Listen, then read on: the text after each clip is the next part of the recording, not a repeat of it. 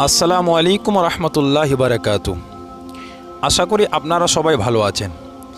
আজকে যে ভাইরা আমার এই পেজটিকে প্রথম দেখছেন, এই ভিডিওতে আমি মুসিবতের সময়, রোগ শোকের সময় ধৈর্য ধরলে আল্লাহ পাক রব্বুল আলামিন তার জন্য কত নেকি দান করেন, তাকে কত ভালোবাসেন।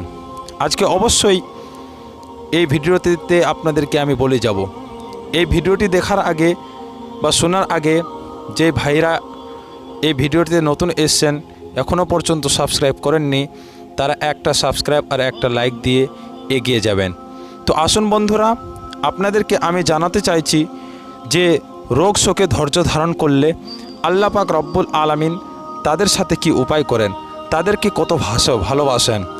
পরণকালীন জীবনে আল্লাহর আযাব ও গজব থেকে যেই ব্যক্তি নিষ্কৃত কামনা করে, যে ব্যক্তি অনুগ্রহ ও রহমত প্রাপ্তির আশা পোষণকারী, আর যে ব্যক্তি জান্নাতের আগ্রহী অনুরাগী, তার উচিত পার্থিব লোভ, লালসা ও প্রবৃত্তির কামনা বাসনা থেকে নিজেকে সংযত রাখা। দুঃখ কষ্ট, রোগ ও শোক ও আপদ বিপদে ধৈর্য অবলম্বন করা। আল্লাহ পাক রব্বুল আলামিন এই ধৈর্যকারীদের ব্যাপারে কোরআন শরীফের মধ্যে ইরশাদ করেছেন, আল্লাহু ইউহিব্বুস সাবিরিন। আর আল্লাহ ধৈর্য ধারণকারীদের ভালোবাসেন। ধৈর্য চারভাবে বিভক্ত করা হয়েছে, যথা 1 নম্বর হলো আল্লাহ নির্ধারিত ফরজ ইবাদত সমূহ আদায়ের ব্যাপারে ধৈর্য অবলম্বন করা। 2 নম্বর হলো আল্লাহর নিষিদ্ধ কর্মসমূহ থেকে বিরত থাকার ব্যাপারে ধৈর্য ধারণ করা। 3 নম্বর হলো দুঃখ কষ্টে ও বিপদ আপদে ধৈর্য ধারণ করা। 4 নম্বর হলো কোনো মুসিবতে পতিত হওয়ার সাথে সাথে প্রথম কষ্ট প্রাপ্তির মুহূর্তেই ধৈর্য ধারণ করা। যে ব্যক্তি আল্লাহর ইবাদত ও ফরজ কার্যসমূহ সমাধাকল্পে ধৈর্য অবলম্বন করবে, কিয়ামতের দিবসে আল্লাহ তাকে 300 গুণ মর্যাদা দান করবেন। প্রতিটি মর্যাদার মধ্যবর্তী ব্যবধান করে আকাশ ও পৃথিবীর মধ্যবর্তী দূরত্বের সমান। তদরূপ যে ব্যক্তি নিষিদ্ধ কার্যসমূহ থেকে বিরত থাকার ব্যাপারে ধৈর্য অবলম্বন করবে, তাকে আল্লাহ তাআলা কিয়ামত দিবসে 600 গুণ মর্যাদা দান করবেন। সুবহানাল্লাহ। প্রতিটি মর্যাদার মাঝামাঝি ব্যবধান হবে সপ্তম আকাশ ও জমিনের মাঝে দূরত্বের হবে সমান। এমনইভাবে যে মুসিবতে ধৈর্য ধারণ করবে, কিয়ামতের দিনে আল্লাহ তাআলা তাকে 700 গুণ মর্যাদা প্রদান করবেন। সুবহানাল্লাহ, সুবহানাল্লাহ।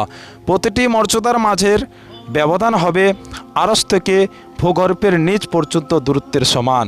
তার জন্য রাসূল পাক সাল্লাল্লাহু তাআলা আলাইহি ওয়াসাল্লাম হাদিস শরীফের মধ্যে বলেছেন, আল্লাহ তাআলা বলেন, কোনো বান্দা বিপদ আপদে পতিত হওয়ার পর যদি একমাত্র আমারই ওপর নির্ভর করে এবং আমার আনুগত্য সহকারে দৃঢ় থাকে, তবে আমার কাছে দয়া করার পূর্বে আমি তার মনস্কামনা পূর্ণ করে দিই। সুবহানাল্লাহ।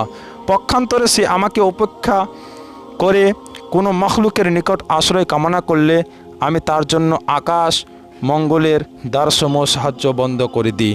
সুতরাং প্রকৃতীয় জ্ঞান ও বুদ্ধিমত্তার পরিচয় হলো বিপদ আপদে দুঃখ কষ্টে ধৈর্য ধারণ করা, আপাত মুসিবতে ব্যাপারে কোনোরূপ অভিযোগ উত্থাপন না করা। তবেই পরকালে কঠিনতম আযাব থেকে নিষ্কৃত মিলতে পারে। স্মরণযোগ্য নবী রাসূলগণ ও আল্লাহর প্রিয় বান্দাদের সবচেয়ে বেশি দুঃখ কষ্ট সহ্য করতে হয়েছে। এই থেকে বোঝা গেল যে কোনো ব্যক্তি যদি দুঃখ কষ্টে ধৈর্য ধারণ করে সে আল্লাহর শুকরিয়া আদায় করে, তাহলে অবশ্যই আল্লাহ পাক রব্বুল আলামিন সেই বান্দাকে প্রচুর ভালোবাসে, কঠিন ভালোবাসে।